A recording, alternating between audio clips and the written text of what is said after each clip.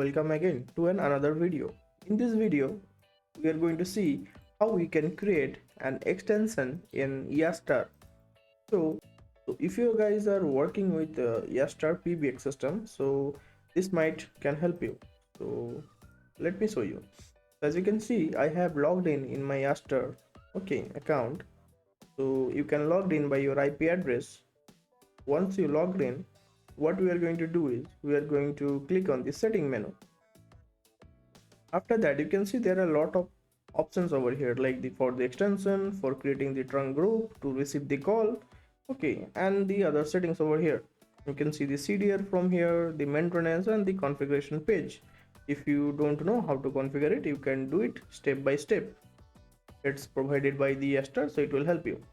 So let's create the extension. To do that, we are going to click on the extension menu. As you can see, I have quite a few extensions already created over here. Like this is for the MD, and this is for the reception, this is for the HR team, IT team, and all the other things. So to create that, you have to click on the add button, and it will open the add extension page over here. So let's suppose we are going to create the extension with this ID. I'm going to create 9090. This is my extension number. So when anyone going to call, this is the number they are going to dial. So let's copy it. Make sure you click SIP protocol if you are using SIP. If you are using IAX or FXS, then you can select it. I'm going to use SIP protocol, so I'm going to click over here. This is the caller name. It will going to appear when you are going to call someone, and this is the name it going to appear. So let's say I'm going to create Pintu, and the registration name, make sure to make it same so you can register with the same ID.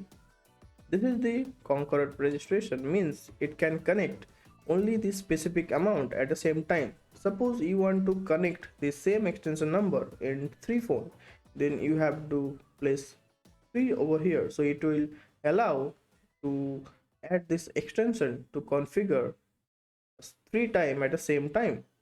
So make sure you can mention over here. Now this is the caller ID.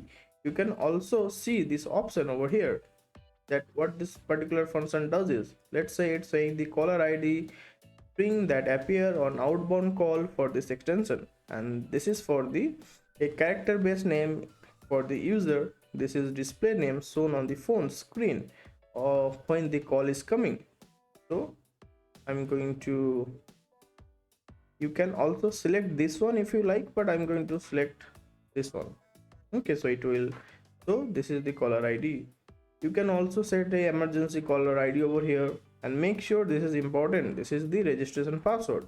So I'm going to put the same name, but as you can see it's showing red, means I have to put a strong password over here. So let's say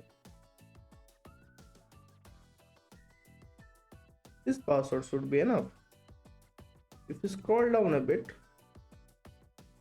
you can see you can also add a email ID over here and the user password. This thing will allow you the other features like voicemail or email, missed call notification, and link as password recovery. If you wanted to do, you can add it, but make sure to do this your system should be connected and it has the license. It should not be expired, then only you can use it after you connected with the Linka server. So let's save this thing. It's saying the extension number has exhausted the defined extension number range. Are you sure you want to create? It's saying that this is the option we have selected.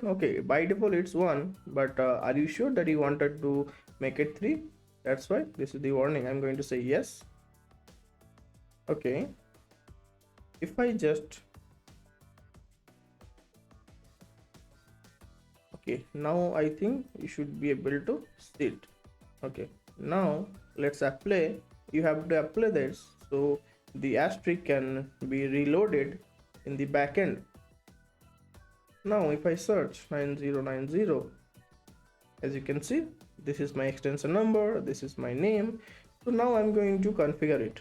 So to do that, I'm going to use a soft phone which is called Yet Client. You can use IBM, or if you have any hard phone in your office, you can also use that thing. It's going to work.